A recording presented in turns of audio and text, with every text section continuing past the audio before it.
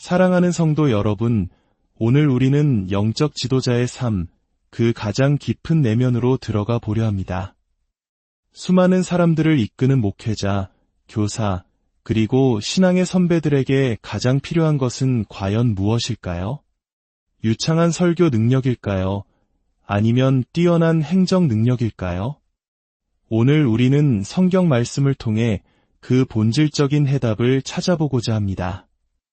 이 귀한 말씀을 나누기에 앞서 잠시 시간을 내어 이 채널을 구독하고 좋아요를 눌러주시면 하나님의 은혜의 말씀을 퍼뜨리는 귀한 사역에 동참하시게 됩니다. 이 영상을 공유하시는 모든 분들의 가정에 주님의 평강이 가득하기를 기도합니다. 오늘 우리가 함께 묵상할 말씀은 데살로니가전서 4장입니다. 끝으로 형제들아, 우리가 주 예수 안에서 너희에게 구하고 권면하노니 너희가 마땅히 어떻게 행하며 하나님을 기쁘시게 할 수 있는지를 우리에게 배웠으니 곧 너희가 행하는 바라 더욱 많이 힘쓰라. 우리가 주 예수로 말미암아 너희에게 무슨 명령으로 준 것을 너희가 아느니라. 하나님의 뜻은 이것이니 너희의 거룩함이라 곧 음란을 버리고 각각 거룩함과 존귀함으로 자기의 안에 대할 줄을 알고 하나님을 모르는 이방인과 같이 세욕을 따르지 말고 이 일의 분수를 넘어서 형제를 해하지 말라. 이는 우리가 너희에게 미리 말하고 증언한 것과 같이 이 모든 일에 주께서 신원하여 주심이라. 하나님이 우리를 부르심은 부정하게 하심이 아니요 거룩하게 하심이니 그러므로 저버리는 자는 사람을 저버림이 아니요 너희에게 그의 성령을 주신 하나님을 저버림이니라. 아멘. 아버지 하나님, 저희가 알지 못하는 것을 가르쳐 주시옵고 저희에게 없는 것을 채워 주시옵소서. 저희의 연약한 모습 그대로를 받아주시고 주님의 아들 예수 그리스도의 이름으로 저희를 새롭게 빚어 주시옵소서. 아멘. 성도 여러분, 목회자로서 설교 본문을 정하는 것은 때로 깊은 고뇌의 과정입니다. 처음에는 디모데전서 6장의 마지막 부분을 나누려고 했습니다. 하지만 그 말씀을 준비하면서 제 마음속에 어떠한 감동이나 기쁨도 일어나지 않았습니다. 그래서 다른 본문을 찾아 헤맸습니다. 마치 동화 속 주인공처럼 아빠 곰의 의자도 엄마 곰의 의자도 제게는 편안하지 않았습니다. 그러다 제 마음이 머문 곳은 바로 순결, 거룩함이라는 주제였습니다. 그리고 깨닫게 되었습니다. 어쩌면 하나님께서 제가 다른 본문들에서 불편함을 느끼게 하신 이유가 바로 이 거룩함이라는 주제를 정직하고 담대하게 다루도록 이끄시는 과정이었을지도 모른다는 것을요. 오늘 우리가 함께 묵상하리 데살로니가전서 4장의 말씀은 바로 그 거룩함에 대한 하나님의 분명한 음성입니다. 성경 어디를 펼쳐보아도 목회자, 즉 양떼를 돌보는 목자의 역할은 양들에게 본을 보이는 것임을 분명히 말하고 있습니다. 특히 신약 성경은 영적 지도자의 자격 요건으로 그가 가진 은사나 재능보다 그의 인격과 성품을 훨씬 더 강조합니다. 우리 대부분은 어떻습니까? 내게 어떤 은사가 있을까? 이 은사를 제대로 사용하고 있는 걸까? 와 같은 질문에 많은 시간을 쏟습니다. 물론 중요한 질문입니다. 하지만 성경은 더 근본적인 것을 가리키고 있습니다. 19세기 스코틀랜드의 경건한 목회자 로버트 머레이 맥체이는 이렇게 말했습니다. 우리 성도들에게 가장 필요한 것은 나의 화려한 설교가 아니라 바로 나의 개인적인 거룩함이다. 이 말이 왜 우리 가슴을 무겁게 누를까요? 우리가 보여야 할 본이 일시적이어서는 안 되기 때문입니다. 반짝 타올랐다 식어버리는 열심이 아니라 우리의 평생에 걸쳐 꾸준히 유지되어야 하는 것이기 때문입니다. 사도 바울이 고린도전서 9장 마지막에서 이렇게 외쳤던 것을 기억하십니까? 상을 받도록 이와 같이 다름질하라. 그는 이어서 이렇게 말합니다. 내가 내 몸을 처 복종하게 함은 내가 남에게 전파한 후에 자신이 도리어버림을 당할까 두려워함이로다. 이것은 단순히 수사적인 표현이 아닙니다. 평생에 걸쳐 쌓아올린 사역과 인생이 한순간에 무너져 내리는 것을 목격하는 것만큼 끔찍한 일은 없습니다. 구약의 우시야 왕처럼 강성해지기까지는 하나님의 놀라운 도우심을 받았지만 강성해지자 교만해져 스스로 파멸에 이른 인물들을 우리는 기억합니다. 제가 아는 모든 목회적 실패의 기저에는 교만이라는 추악한 뿌리가 있었습니다. 이 말씀은 나를 위한 것이 아니야. 이건 다른 누군가에게 필요한 말씀이지라고 생각하는 순간, 나는 순결의 문제를 잘 통제하고 있어라고 자만하는 순간 우리는 가장 위험한 지점에 서게 되는 것입니다. 하나님은 우리의 중심을 보시는 분이시기 때문입니다. 자, 이제 함께 본문을 한 걸음씩 걸어가 보겠습니다. 첫째, 하나님의 계획은 우리를 거룩하게 만드시는 것입니다. 3절은 명확하게 선포합니다. 하나님의 뜻은 이것이니 너희의 거룩함이라. 이것이 핵심입니다. 하나님은 당신의 자녀들을 거룩하게, 즉 당신을 닮은 존재로 만드시길 원하십니다. 로마서에서 바울은 우리가 그 아들의 형상을 본받게 하기 위하여 미리 정하셨다고 말합니다. 태초부터 우리를 예수님처럼 만드시는 것이 하나님의 계획이었습니다. 우리의 성격도, 재능도, 배경도 모두 다릅니다. 하지만 성령의 열매가 우리 안에 맺히는 것은 이 모든 차이를 초월합니다. 하나님은 우리 각자의 삶 속에서 당신의 성품을 드러내길 원하십니다. 거룩함이란 딱딱하고 차갑고 부정적인 것이 아닙니다. 그것은 하나님께서 태초에 인간을 창조하셨을 때 부여하셨던 인격의 매력을 우리 삶에 다시 회복시키는 놀라운 과정입니다. 죄로 인해 심하게 훼손되었던 그 아름다움을 다시 찾아가는 여정인 것입니다. 둘째, 이 거룩함은 성적인 부도덕과의 단호한 결별을 요구합니다. 3절 하반절은 말합니다. 곧 음란을 버리고. 사도 바울은 당시 도덕적으로 극도로 문란했던 고린도에서 이 편지를 쓰고 있었습니다. 아프로디테의 신전이 도시를 내려다보고 있었고 그 여신을 섬기는 이들이 어둠을 틈타거리에서 자신의 몸을 팔던 시대였습니다. 이는 비단 2000년 전 고린도나 데살로니가만의 이야기가 아닙니다.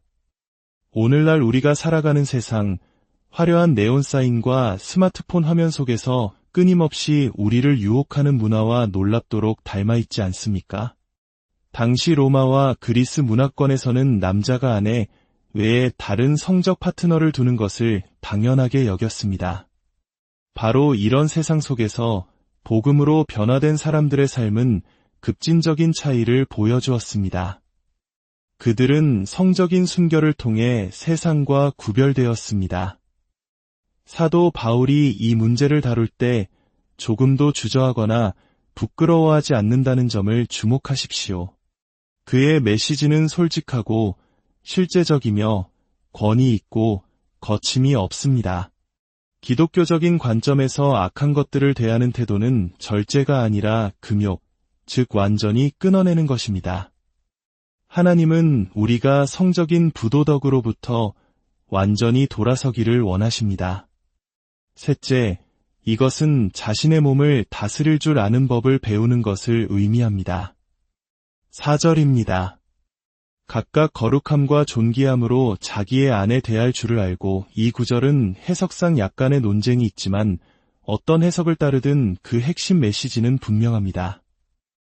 하나님께서 의도하신 성관계의 유일한 테두리는 한 남자와 한 여자가 맺는 일부일처의 결혼관계 아니라는 것입니다. 이것을 선포하는 것은 오늘날 우리 문화의 거센 저항에 부딪힐 뿐만 아니라 타협하는 교회로부터의 반발에도 직면하게 합니다.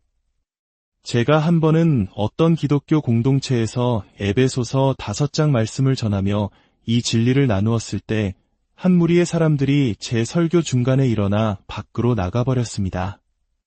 그들은 제가 편협하고 사랑이 없다고 비난했습니다.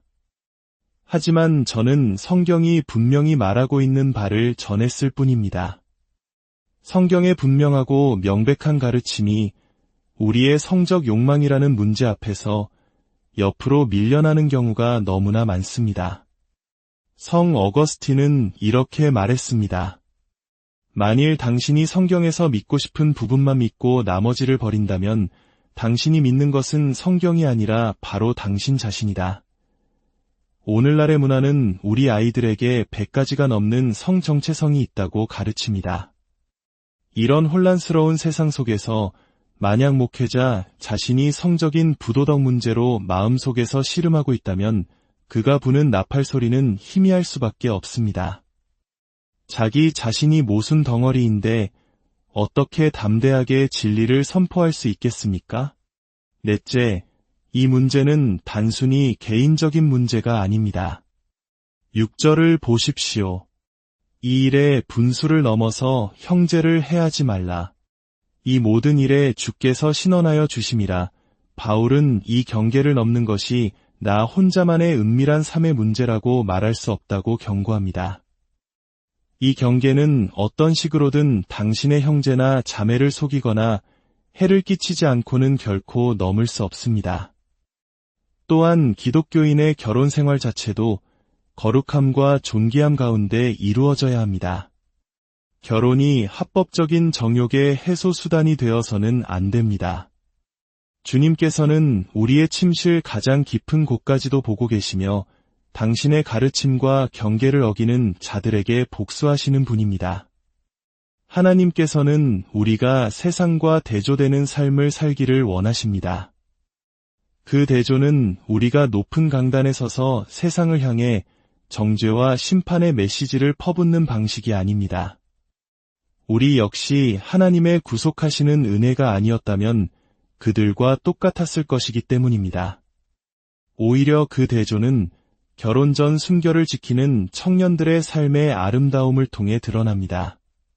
세상 친구들은 그들을 어리석다고 조롱할지 모르지만 마음 깊은 곳에서는 그 순결함이 얼마나 아름다운 것인지 알고 있습니다. 나도 저랬으면 좋았을 텐데 하고 부러워하게 만드는 매력, 그것이 바로 거룩한 삶의 능력입니다. 이러한 가르침을 무시하는 것은 사람을 무시하는 것이 아니라 우리에게 성령을 주신 하나님을 무시하는 것입니다. 이 순결함이 하나님의 백성 모두에게 요구된다면 지도자의 위치에 있는 우리는 이 문제에 대해 스스로에게 더욱 정직해야만 합니다.